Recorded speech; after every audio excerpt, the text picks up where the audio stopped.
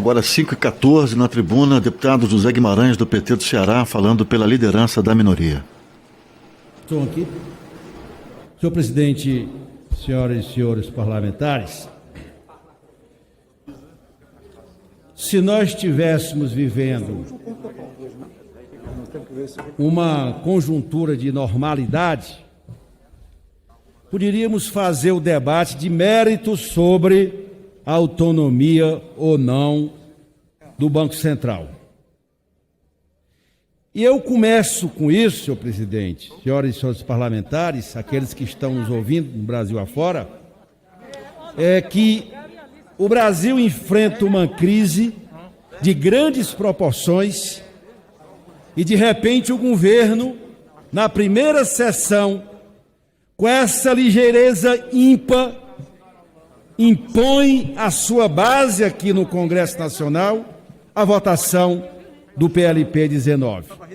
Essa mesma ligeireza com que o governo quer votar esse projeto deveria ser a ligeireza que o governo deveria agir no enfrentamento da Covid-19.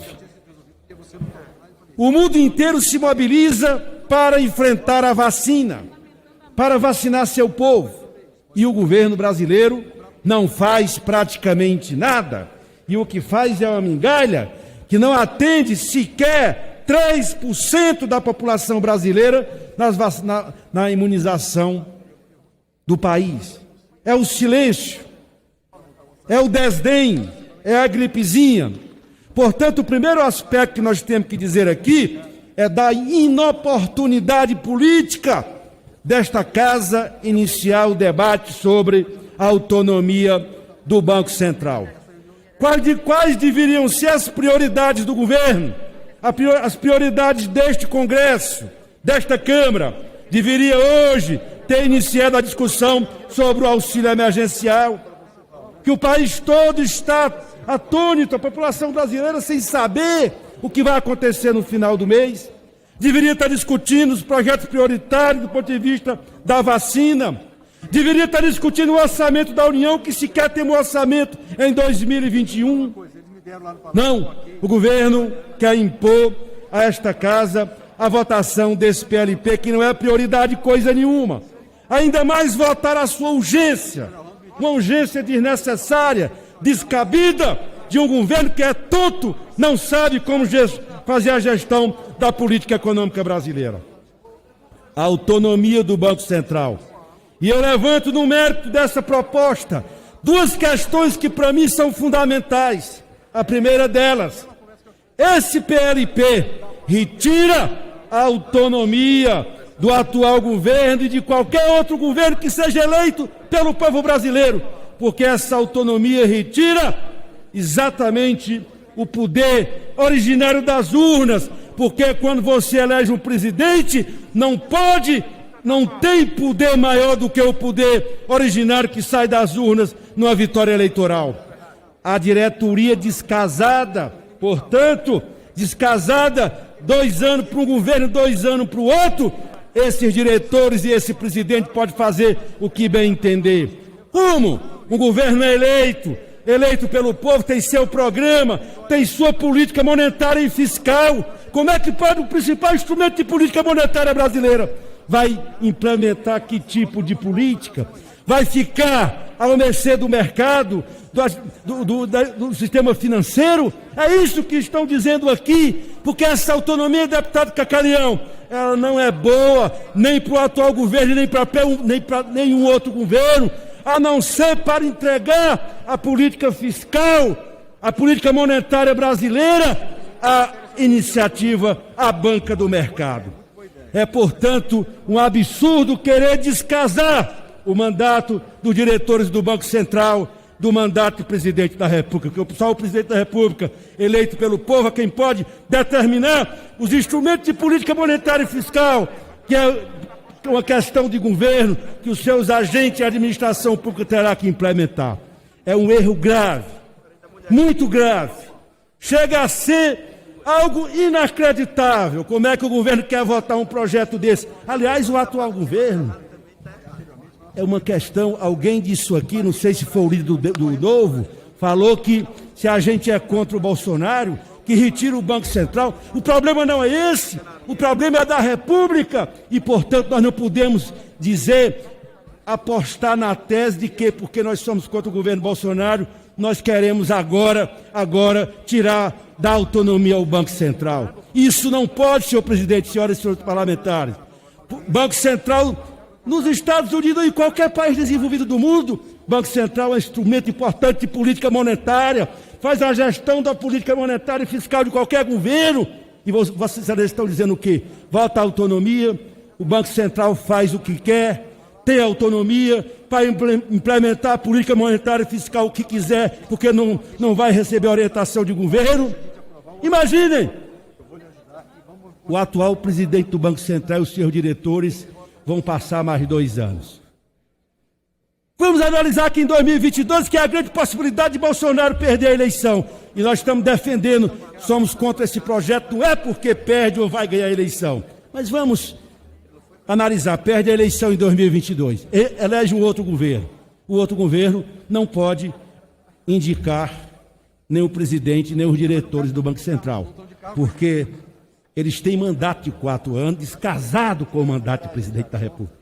Só no Brasil mesmo isso pode acontecer, porque em qualquer outra nação do mundo, nações grandes desenvolvidas, os seus bancos centrais são instrumentos importantes de política monetária e, portanto, tem que servir aos interesses do país e não à banca financeira.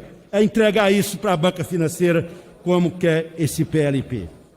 E a outra questão também, senhor presidente, que é muito relevante, a autonomia do Banco Central que está contida nesse PLP vai dificultar em momentos de crise.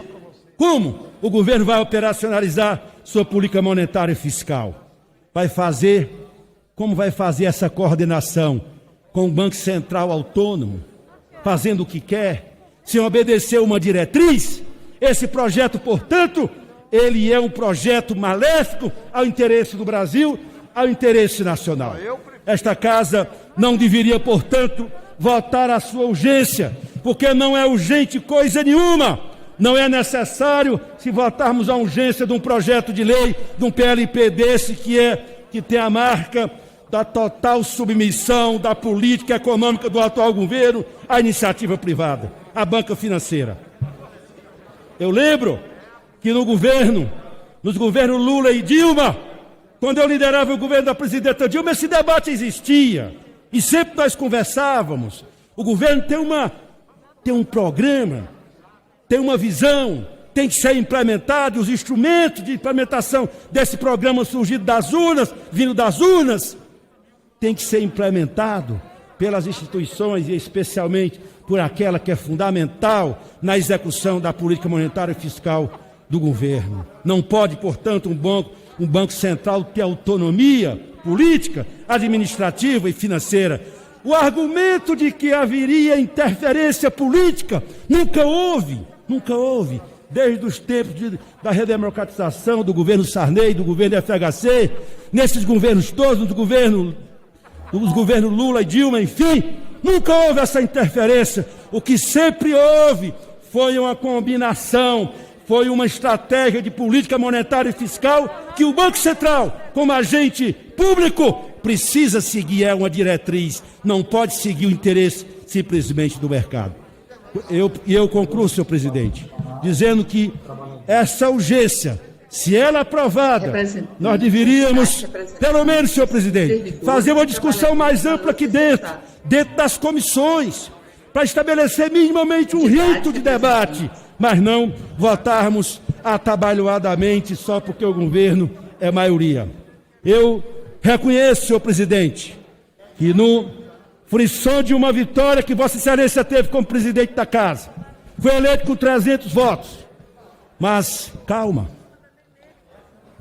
vamos com calma. O país é maior do que isso. Mas não podemos se apressar tanto. Vossa Excelência tem um ano todinho para discutir de que forma Vossas Excelências da base do governo vão agradar o governo ou vão aprovar tudo aquilo que o governo quer. Mas de uma hora para outra, às vésperas de um carnaval, nós não podemos evidentemente, aceitar a votação de uma urgência descabida, desnecessária e lesiva ao interesse nacional, que é a SPLP de autonomia do Banco Central. Por último, senhor presidente, quero mais uma vez aqui manifestar a nossa solidariedade ao governo do Ceará, que nesse momento, por conta da pandemia, toma medidas duras para impedir a proliferação desta pandemia em Fortaleza, com horários de funcionamento do comércio, com horário de funcionamento dos bares e restaurantes, todo um planejamento para evitar a proliferação da pandemia em Fortaleza e no interior do estado do Ceará. E o que nós estamos vendo é alguns lá gritando em praça, criticando a coragem e aquilo que para o governo do Ceará é fundamental, que é a defesa da vida. Fica aqui, senhor presidente, como deputado cearense, a nossa solidariedade ao governador Camilo Santana, pelas medidas que desde o primeiro momento tem tomado do ponto de vista de salvar vidas, de apoiar a pequena e média empresa, de apoiar, de estabelecer, mesmo quando o governo federal não olhou para nenhum estado, ele estava lá montando UTIs móveis, estava trabalhando para poder dotar o estado dos mecanismos. Deputado Zé Guimarães, para concluir, Vossa Excelência, por favor. Para os instrumentos eficazes de combate à Covid no Ceará, em Fortaleza. Portanto, nós queremos, presidente, externar aqui a nossa solidariedade, as medidas e as ações que o governador Camilo Santana vem adotando no estado do Ceará.